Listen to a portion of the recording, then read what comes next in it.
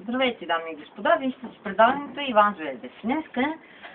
Днеска ще ви покажем италианска супа.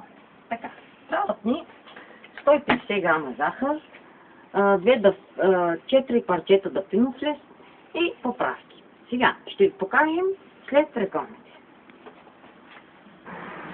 И сте отново с предаването на Иван Звездев.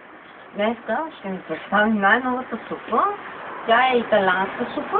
Сега, тук това са дафинов лист и дафинови листа. Това е новата гозба от череши. Трябва да имате един охлюв. Това е супа от охлюв.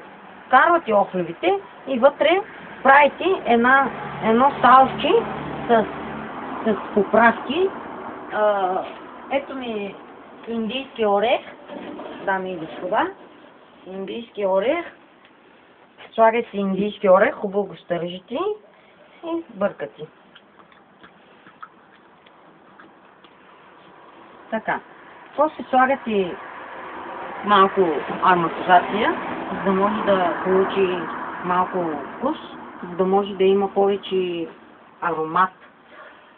И така, тези неща се режат с ръце.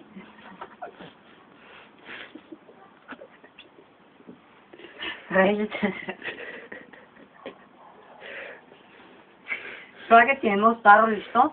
Отгоре трябва да сложите вода, която от слюнките на охлюва. Първо ги потапяте в слюнки на охлюв, изкарвате и правите така на две парчета. Така и го режете с ръце. Защото с ръце става най-вкусно всичко. Разбирате ли, дами и господа? Ето това е много вкусно. Много е вкусно. Така. Чакайте малко. Много е вкусно. Така. Това. Така. Сега побърквате. Слагате малко сол. Слагате още една поправка тук, която е специално докарано от Италия за шоуто на Иван Звездев. И слагате салса с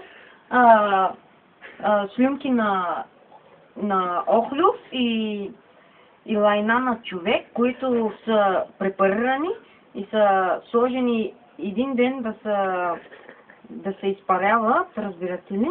Слагате така, чакайте, че падна. Така слагате соса. Ето ги такива неща, малко стотинки за късмет.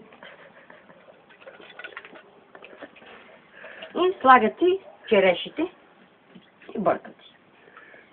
Това беше всичко от нас. Това е готово. Слагате на 150 градуса. Слагате на 150 градуса да се изпари. И това е днешната гозба. Вземете и петете.